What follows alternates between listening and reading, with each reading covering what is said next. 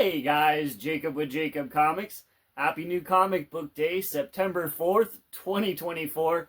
I hope all you guys found all your books in your cubby, on the new comic book shop wall, or mailed to you. However you guys get your books, I hope that you found all the books you're looking for this week. I know I did here in the loud, mysterious black bag. Now, before we get dived into that, I do want to let you guys know about Jacob's Comics 9/8 Mystery Box. I am selling those. They're super awesome. Grand prize on that's a Teenage Mutant Ninja Turtles #1, Last Ronin #1, signed 5 times by Kevin Eastman and the whole crew on The Last Ronin.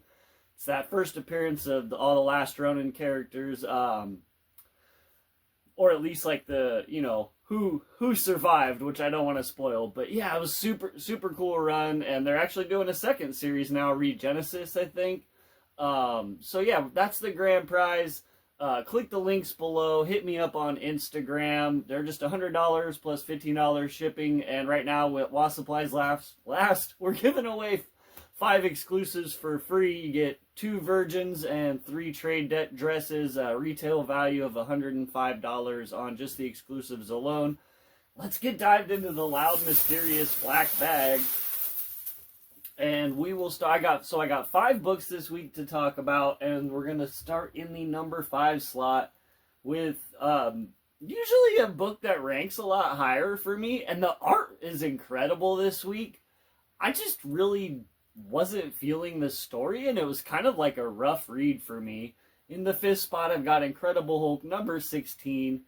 Super cool cover too, like this other Hulk character, and yeah, like I said last time I reviewed the issue before this is kind of continuing that, what was going on with that. I guess it was just, I feel kind of lost, like I didn't read the run with the green door, and so every time they refer to the green door, I'm sort of confused as to what exactly the green door is and what it does. And sort of wish that they would have explained that within this run. I feel like it wouldn't take more than a page or a half page to just kind of summarize what the heck that is.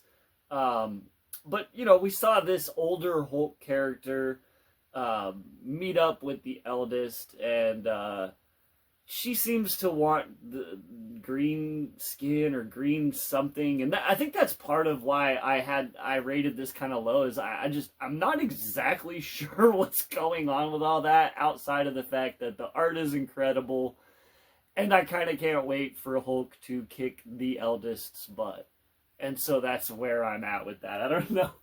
And in similar fashion, honestly, though for a different reason, I got Batman 152 in my number 4 slot. Super cool, cover. I actually really like this Catwoman and Batman holding in an embrace cover. The reason I've got this rated low and sort of didn't really enjoy this as much as I'd hoped is, like I'd said on Batman 151, this is a really interesting start to a story. I hope this story stays within Batman, so we kind of continue that. That is not what happened. Stuff happened in between 151 and 152, so I totally don't know what's going on, and we're now on another planet, and we're trying to get a mother box, and the end of this is not the end of the story arc. It says at the end too, it's like, to be continued in Absolute Power issue 3. And then the backup story for this, which honestly was atrocious, written by Kelly Thompson, and the art was super amazing, but the writing was just, I was not interested. And that kind of started in the middle of nowhere, in the middle of a story where I don't even know what's happening, and our heroes are on Themyscira, and I don't know what's going on. Big Barda shows up at the end, and they're like, to be continued in Absolute Power 3. So I gotta knock this one down, just because you know, if you're just reading Batman, which is what I'm doing, how do we even know what's going on? Why do they do that to us? I don't want to read all the Absolute Power books and tie-ins. I can't afford all that. It's a little unfortunate. It couldn't at least I'd try to make a little more sense if you're only reading Batman. So in my number 3 spot, I've got Exceptional X-Men #1 with a super cool foily cover. So this issue is actually not terribly bad, but this is also not peak X-Men as far as like the Uncanny X-Men and the solo X-Men title that we've been getting. This, like I said, I'm going to start kind of giving my opinions. I don't think this one lasts past 10 issues.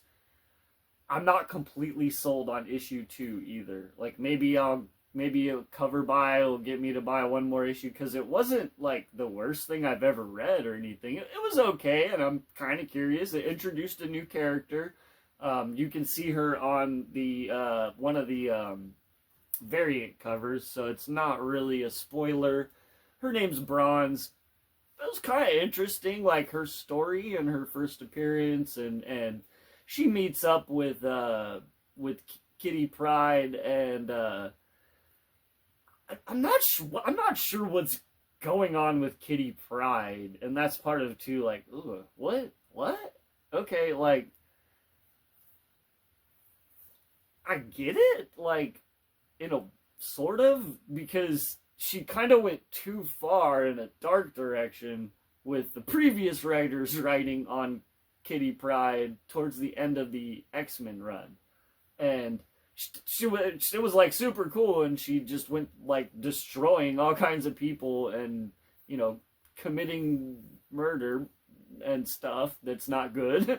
But I don't know, like, it wasn't, she, you know, we're trying to like give her a story arc here where she can kind of redeem herself and show that she's sorry, I guess, and or at least like appease fans of old Kitty Pryde who were like, that's not my Kitty Pryde, she wouldn't have done that. And so I gotta give them a little bit of like leeway, because that's tough to like set a new norm for your character that sort of went off the deep end, and their way of doing that is just what you would expect. You know, I'm not spoiling anything. I don't think a lot of people grabbed this, and so this is just where Kitty Pryde's coming from for because a lot of people are talking about this book and they're all hating on it. And it's not great, but it's also, you know, if you want to get old Kitty Pryde back, then this is kind of how you have to do it.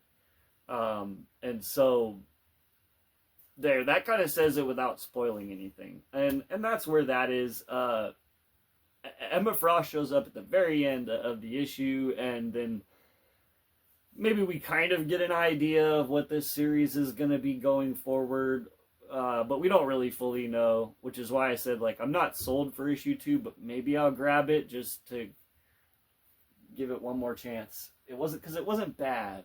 All right. That's what I have on that one. In number 2 spot, a consistently amazing artist, Vicentini, on Miles Morales Spider-Man. This issue 24, super cool cover too, with Miles like fighting Vulture. Really love that cover, and that's kind of, you know, the art style that you get inside throughout. It's very dynamic art style, and it's kind of, Vicentini's kind of like nobody else right now, and that makes it really kind of like fun and this different flavor. And the writing for this is getting better. I actually kind of like really enjoyed this issue, even though Miles is still a vampire.